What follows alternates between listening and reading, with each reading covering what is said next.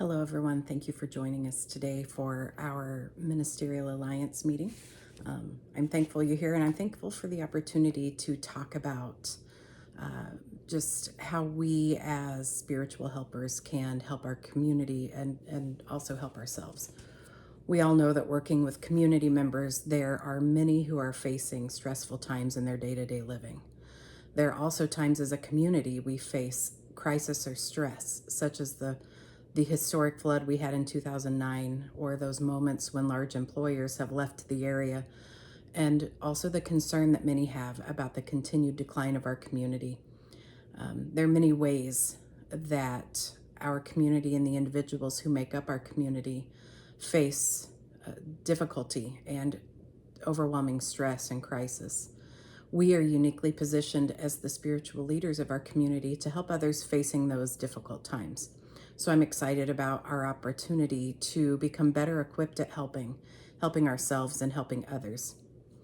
Just as someone who is physically injured needs first aid, someone or a community can experience mental distress and need psychological first aid. As spiritual leaders, we can serve first responders as well as serving as first responders in providing psychological first aid. And so that's what we're going to talk a little bit about first. Psychological first aid is developing a set of skills for coping with stressful events that would work similarly to the way first aid is used to cope with physical injury. It provides individuals with skills they can use in coping with the stress of their own lives, as well as the stress in the lives of their family, friends, neighbors, classmates, or coworkers.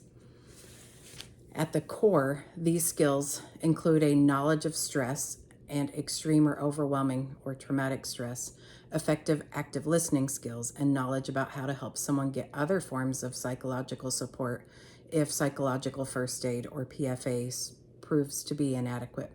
It begins with caring about the welfare of the person experiencing stress. That's exactly why we are qualified to administer PFA. As spiritual leaders, we are compassionate for and care about the welfare of our community and those in our community. Some of the things we need to know about psychological first aid is that it's about being present. It's about giving them the support that they need.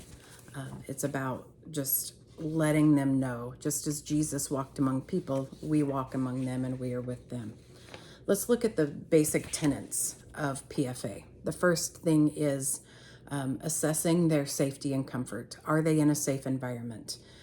We may need to do things like get their address. We may need to address their physical comfort needs. Do they need a meal? Do they need something to drink? What are their immediate physical needs, their immediate safety and comfort needs? We also need to be able to identify their spiritual needs and coordinate the support that they need. Lord, we may need to resist the urge to do something, and we need to realize that just being there is something that they need, and we can just be present with them. The next step is stabilization. We need to use simple statements. We need to slow down and just speak in a way that in their heightened stress they can understand. We may need to provide that access to direct access to food and water. We need to be careful not trying to rationalize with someone if they are in a state of being irrational. We need to meet them right where they are emotionally. Next, we need to gather information about their current needs and concerns. Where are they going to stay? Are they trying to find a loved one? We may need to provide services for those who are grieving the loss of a loved one. We also need to assess their current psychological state. Are they dealing with guilt, shame, self-harm? We'll talk a little bit more about self-harm, but if they're in that situation, we may need to refer them quickly to someone else. The next step or the next tenet is assistance. We need to identify their most pressing needs. We need to discuss a plan with them for addressing those needs, and then we need to assist them with addressing those needs. They may not be in the place to be able to assist themselves, and we may need to help them navigate that. Next is social supports. We need to identify and leverage the existing support systems.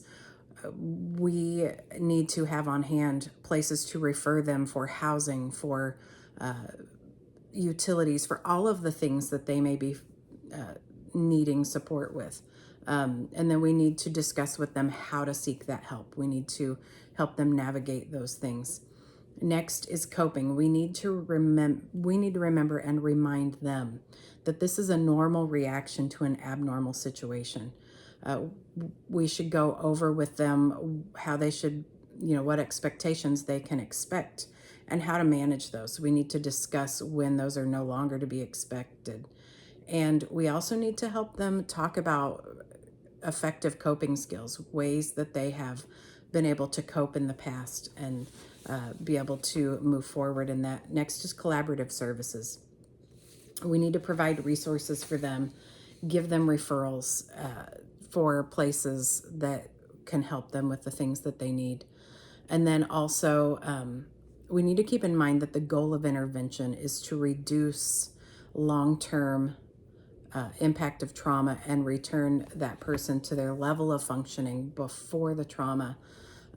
Help them get to the place where they were before. We want to let them know that someone is there, that someone cares for them, and help them work through that difficult time. We need to also remember that the most important thing is for them to feel heard and to feel understood. And then once they're ready, we can help them move through the problem solving. That gives them autonomy, it gives them agency, and it helps them to build resilience. So next, let's talk about what is trauma. Trauma essentially is a normal reaction to an abnormal situation. It's also the utter overwhelming of a person's coping skills, no matter how psychologically strong they are. This is the time for us to destigmatize their responses and to help them feel that what they're experiencing is normal, because the situation is so outside of normal. Their response is normal, so we need to help them realize that. Next, let's talk about what psychological first aid is not.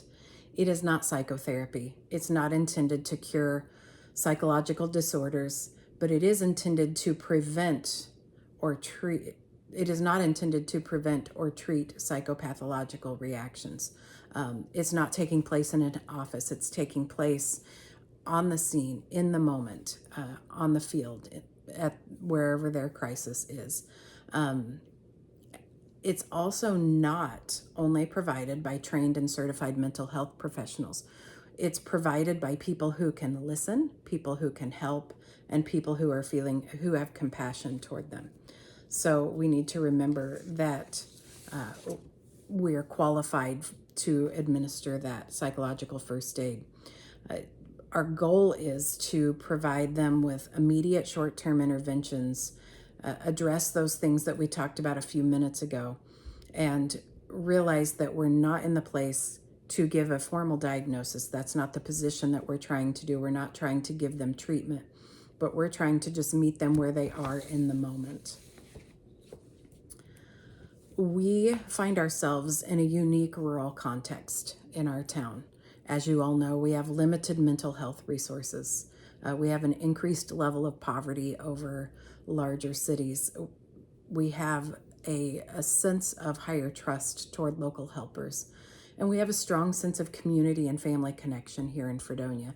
So we're in the place as ministers and as spiritual leaders of our community to provide those services, to provide that help, because there is already that level of trust that's there, as well as the lack of resources that may be found in larger communities. We've been talking about psychological first aid. It is important that we know that there may be a time to refer people. Some of those times when we would need to refer them would be when we realize that their symptoms are lasting more than 4 to 6 weeks. They may have, or if they have difficulty functioning on the job or at home or at school. We have suspicion that they might pose a danger to themselves or others. There's concern about their emotions or behaviors. Maybe they feel like they're not in control of themselves and they don't know what to do. Or maybe it's beyond our level of help, our level of skill that we can provide them. then we would need to refer them. In doing this and providing the help that people need in times of crisis, there's some dangers we need to be aware of. We're going to talk a little bit about compassion fatigue, and we're going to talk about vicarious trauma.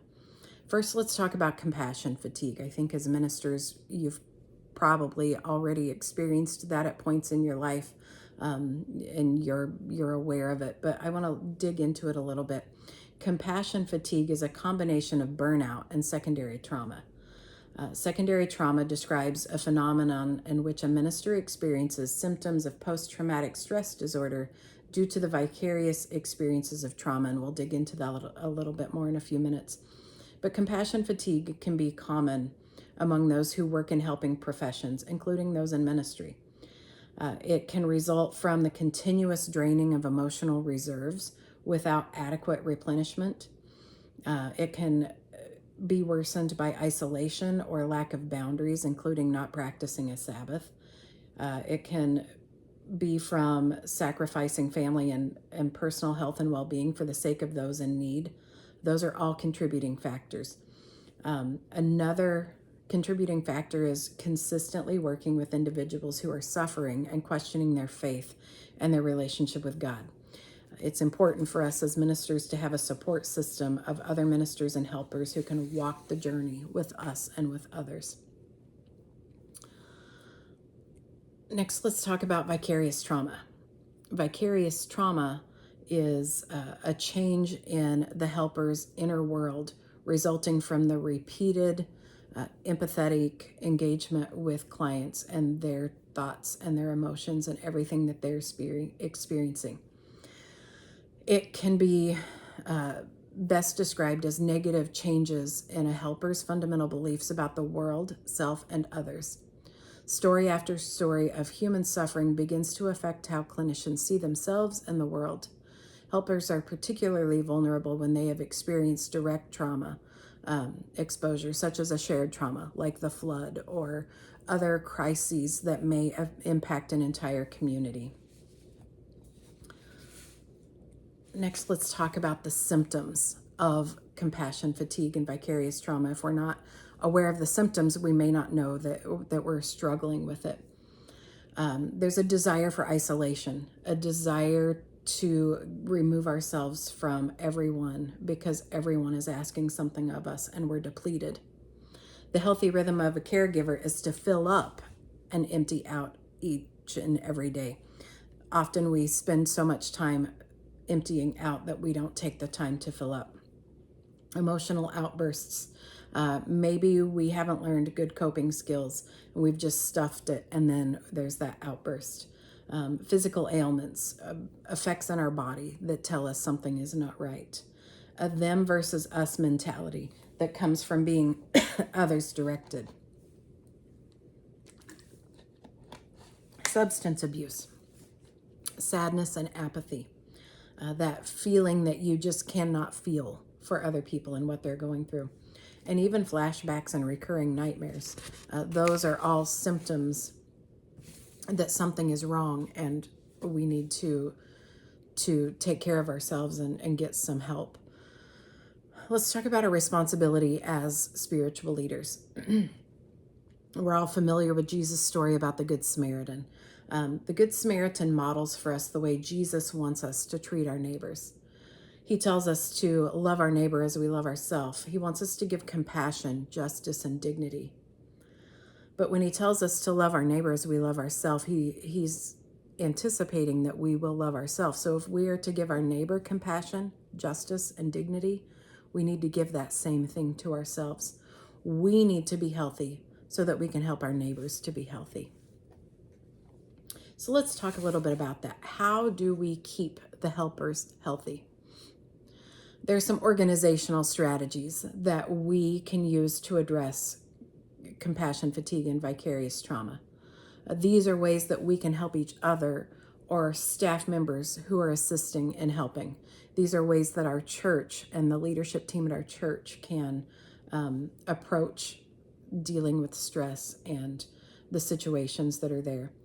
The first thing is to provide effective management structure and leadership. There should be a clear chain of command and reporting relationships.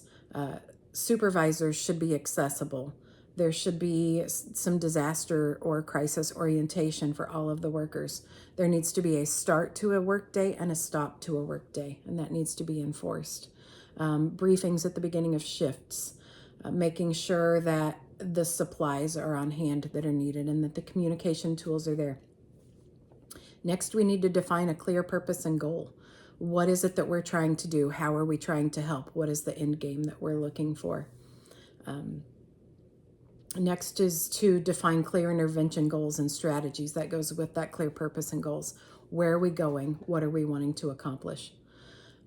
Next, we can define roles by function, making sure that everyone knows what their task is, what their goal is, and what their job is, what they're trying to do.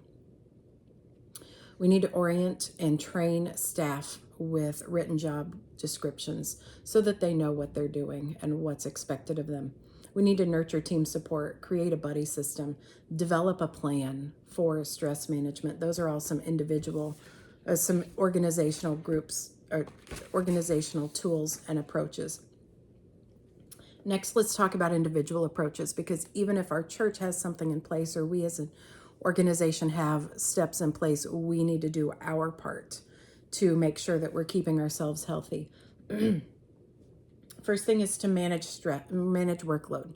We need to make sure that everyone is doing their part and that everyone is taking breaks. So we're not overtaxing one person and not utilizing other people that are available. We need to balance our own lifestyle. We need to make sure that we are taking times of rest, that we're getting the exercise that we need, that we're eating well and sleeping well, that we're staying connected with our families. We need to apply stress reduction techniques. We need to make sure that we're utilizing deep breaths, meditation, and mindfulness, going for a walk, using time to exercise, read, just refresh ourselves. Make sure that we're talking about our emotions and our reactions with coworkers during appropriate times, that we're debriefing ourselves and making sure that we're staying healthy. Next, we need to practice self-awareness. We went over what those symptoms are of compassion fatigue and vicarious trauma. We need to be watching for those symptoms in ourselves and making sure that we're taking that step back and evaluating where we really are. And we need to, a couple more things we need to do is watch for signs that we need some assistance. Just because we're helpers doesn't mean we don't sometimes need help. So we need to watch for those signs. Next, we need to prevent cumulative stress. Stress is additive. If we continue to experience stressors, even small ones, without resolving that stress, the stress adds up and can eventually become overwhelming. So we have to make sure that we're monitoring our own stress and preventing it from accumulating. Next is we need to monitor traumatic stress. When we have experienced a traumatic event, it's important to be vigilant and both closely monitor our own stress reactions and aggressively practice self-care. Let's talk about the importance of self-care. I know it's a term we're all familiar with, but sometimes we don't practice it as well as we should. I don't know about you, but there have been times in my life when I have felt that to practice self-care was to be selfish and to be concerned only about what I want, and that doesn't seem very much in line with the gospel and some of the epistles. But really, if we remember that if we do not take care of ourselves, we cannot take care of anyone else, we know that it's important. It's part of our mission even to take care of ourselves so that we can serve others. Self-care is a vital piece of the ongoing process of being a human. It helps prevent burnout and reduces negative psychological and physical effects of stress. And self-care is biblical. If we look at the life of Jesus, we see that he pulled away. He pulled back to allow the Father to refill him. And he practiced the Sabbath. And he took naps. He did the things that we're talking about because he knew that as a human, he needed to do that. And he took care of himself. So let's talk about some strategies of self-care. These are so simple. yet so hard to practice. We need to get enough sleep. We need regular physical activity and a nutrient-rich diet. So we've got to take care of our bodies. We need to practice reflection, meditation, and gratitude. We need to practice the Sabbath. We need to establish healthy boundaries. We need to prioritize supportive relationships. We need to engage in activities we enjoy. We need to talk about our emotions to process what we've seen and done. And we need to be willing to seek professional support when needed. Those are all some simple strategies. And I know you can't necessarily put everyone into place right now, but maybe you can pick 2 or 3 and say, these are where I'm going to work and this is what I'm going to focus on. And I'm going to commit to taking care of myself so that I can take care of others. Let me share a little bit with you about my personal philosophy of care. Knowing that my own soul care affects my relationships with others and my ability to help those in need, I have decided to prioritize caring for myself. I practice Sabbath on Mondays, that day after Sunday when we're all tired and questioning our ministry choices sometimes. So Monday is our Sabbath day. I silence my phone. I remove myself from all of the distractions. I try to get time multiple days in the week for self-reflection, for gratitude, get some physical exercise, things like that. Pete Scazzero said, "You cannot give what you do not possess. What you do is important, but who you are is even more important. The state you are in is the state you give to others." So as I have adopted that mantra for my own soul care, my own philosophy, it helps me realize that I could do a lot of things, but what's most important to the Father and to those that I work with is who I am. So I have to make sure that I have physical, emotional, spiritual, mental, and self-care practices. Thank you for coming today.